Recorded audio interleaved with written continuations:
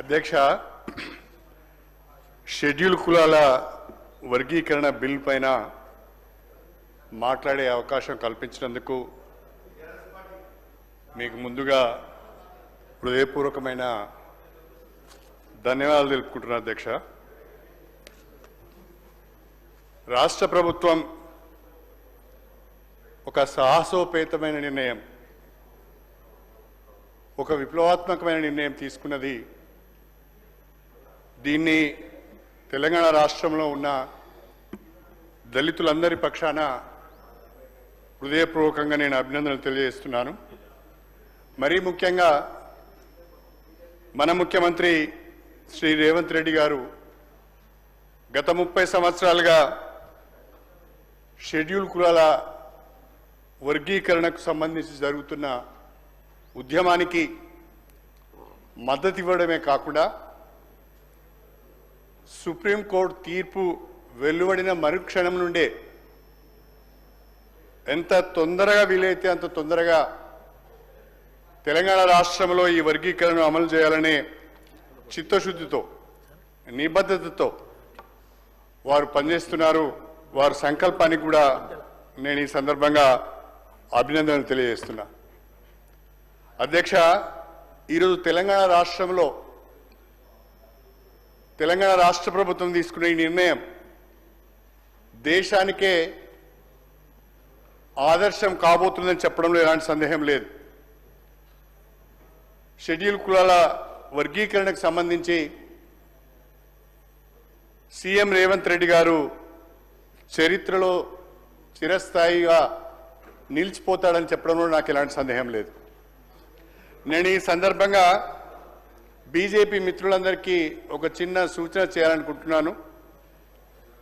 Supreme court ముందుకు schedule కులాల వర్గీకరణ అంశం వచ్చినప్పుడు గౌరవనీయులు ప్రధానమంత్రి శ్రీ నరేంద్ర మోడీ గారు కూడా గవర్నమెంట్ ఆఫ్ ఇండియా తరఫున షెడ్యూల్ కులాల వర్గీకరణకు అనుకూలంగా అఫిడవిట్ వేయించారు.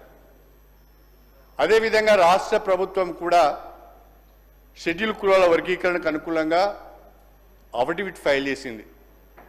కేంద్ర రాష్ట్ర ప్రభుత్వాలు షెడ్యూల్ కులాల వర్గీకరణకు అనుకూలంగా అఫిడవిట్లు ఫైల్ చేయడం వలన సుప్రీంకోర్టు కూడా వర్గీకరణకు అనుకూలంగా తీర్పు ఇచ్చడానికి మార్గం సుగమమైంది. నేను ఈ సందర్భంగా బీజేపీ పార్టీని కోరుతున్నాను, సెంట్రల్ సర్వీసెస్లో కూడా షెడ్యూల్ కులాల వర్గీకరణను అమలు చేయాలని, దేశవ్యాప్తంగా కూడా సుప్రీంకోర్టు తీర్పును అన్ని రాష్ట్రాల్లో అమలు చేయాలని నేను కోరుతున్నా. ఒక apex court 7 judges constitutional bench ఒక తీర్పు ఇచ్చిన తర్వాత that becomes law of the land. కేంద్ర ప్రభుత్వం కానీ రాష్ట్ర ప్రభుత్వాలు కానీ తూచా తప్పకుండా సుప్రీంకోర్టు తీర్పును అమలు చేయవలసిన బాధ్యత ఉన్నది. తెలంగాణ ఒక అడుగు ముందుకు వేసి షెడ్యూల్ కులాల వర్గీకరణను సుప్రీంకోర్టు తీర్పుకు లోబడి అమలు చేస్తున్న క్రమంలో కేంద్ర ప్రభుత్వం కూడా సెంట్రల్ సర్వీసెస్లో షెడ్యూల్ కులాల వర్గీకరణ అమలు చేసే ప్రక్రియను చేపట్టాలని, అన్ని రాష్ట్ర ప్రభుత్వాలకు కూడా ఆ మేరకు ఆదేశాలు ఇవ్వాలని చెప్పి మీ ద్వారా నేను భారతీయ జనతా పార్టీ మిత్రులను కోరుతున్నాను. అధ్యక్ష, చాలామంది మాట్లాడుతున్నారు, చాలా విషయాలు ప్రస్తావించారు, జడ్జిమెంట్స్ని కూడా ప్రస్తావించారు. కానీ సుప్రీంకోర్టులో షెడ్యూల్ కులాల వర్గీకరణకు సంబంధించిన ఆర్గ్యుమెంట్స్ జరుగుతున్నప్పుడు అక్కడ కూర్చున్న న్యాయమూర్తులు కానీ ఆర్గ్యుమెంట్స్లో పార్టిసిపేట్ అయిన న్యాయవాదులు కానీ అన్ని రకాలైన జడ్జిమెంట్లను న్యాయస్థానం దృష్టికి తీసుకొచ్చారు. చట్టాలు కావచ్చు, రాజ్యాంగంలో ఉన్న నిబంధనలు కావచ్చు, షెడ్యూల్ కులాల పరిరక్షణకు సంబంధించిన అంశాలు కావచ్చు, ఆర్టికల్స్ కావచ్చు, అన్నిటిని కూడా సుప్రీంకోర్టు దృష్టికి తీసుకొచ్చారు. అవన్నీ విన్న తర్వాతనే, అవన్నీ పరిగణలోకి తీసుకున్న తర్వాతనే సుప్రీంకోర్టు ఈ చారిత్రాత్మకమైన తీర్పునిచ్చింది. సుప్రీంకోర్టులో ఉన్న న్యాయమూర్తుల కంటే మనము అంతకంటే గొప్ప న్యాయకోవిధిలో మనం కాము. కాన్స్టిట్యూషనల్ బెంచ్ అది. 7 జడ్జెస్ బెంచ్ అంటే ఇట్స్ ఏ కాన్స్టిట్యూషన్ బెంచ్. ఆ బెంచ్ ఇచ్చిన తీర్పును కూడా మనం సభలలో చర్చించడం అంటే అది సరైనది కాదు అని నా ఉద్దేశం. అది మనందరికీ కూడా శిరోధార్యం. దాంట్లో ఏదో లొసుకులు వెతకడానికి ప్రయత్నం చేయడము సరైనది కాదు. అంత న్యాయ నిపుణులము కాము, అంత గొప్ప మేధావులం కూడా మనం కాము అని చెప్పి నేను ఈ సందర్భంగా తెలియజేస్తున్నా. మరొక మాట చెప్పాలి అంటే డాక్టర్ బిఆర్ అంబేద్కర్ గారు ఏవైతే రిజర్వేషన్లు షెడ్యూల్ కులాలకు షెడ్యూల్ తెగలకు బేసింగ్ ఆన్ సోషల్ బ్యాక్వర్డ్నెస్ వారు రిజర్వేషన్లు కల్పించారో ఆ రిజర్వేషన్లు జనాభా ప్రాతిపదికన అందరికీ సమపాలలో అందినప్పుడే అందరూ కూడా సరి అయిన పద్ధతిలో ఎదగడానికి అవకాశం ఉంటుందని వారు చెప్పారు. ఒక మాటలో చెప్పాలంటే షెడ్యూల్ కులాల వర్గీకరణ అనేది డాక్టర్ బిఆర్ అంబేద్కర్ గారి స్ఫూర్తికి అనుగుణంగానే ఉందని చెప్పడంలో నాకు ఎలాంటి సందేహం లేదు. ఒక మాటలో చెప్పాలి అంటే ఈనాటి వర్గీకరణ అన్ని సామాజిక సూత్రాలకు, అన్ని న్యాయ సూత్రాలకు, అన్ని రాజ్యాంగ సూత్రాలకు లోబడి జరుగుతున్నది. ఎవరికి ఏ రకమైన అనుమానాలు ఉండవలసిన అవసరం లేదు. అన్ని ప్రభుత్వాలు, గతంలో ఉన్న తెలుగుదేశం, ఆ తర్వాత వచ్చిన కాంగ్రెస్ ప్రభుత్వం, ఆ తర్వాత వచ్చిన బీఆర్ఎస్ ప్రభుత్వం, మళ్ళీ ఇప్పుడు వచ్చిన కాంగ్రెస్ ప్రభుత్వం, అన్ని ప్రభుత్వాలు, అన్ని రాజకీయ పార్టీలు, అన్ని ప్రజా సంఘాలు ఒక్క మాటలో చెప్పాలంటే దండోరా ఉద్యమానికి, షెడ్యూల్ కులాల వర్గీకరణకు సమాజం మొత్తం యొక్క మద్దతున్నది, ఆమోదం ఉన్నదని చెప్పడంలో నాకు ఎలాంటి సందేహం లేదు. అధ్యక్ష, దానితో పాటుగా అనేక కమిషన్ల గురించి మాట్లాడుతున్నాం. మీకు తెలియంది కాదు, లోకూర్ కమిటీ రిపోర్ట్లో ఏముంది, రామచంద్రరాజు కమిషన్ రిపోర్ట్లో ఏముంది, ఉషా మెహ్రా కమిషన్ రిపోర్ట్లో ఏముంది, 7 జడ్జెస్ కాన్స్టిట్యూషన్ బెంచ్ తీర్పు రకంగా ఉంది. మొన్నటికి మొన్న జస్టిస్ షమీం అఖ్తర్ గారు ఇచ్చిన కమిషన్ రిపోర్ట్ ఈ రకంగా ఉంది.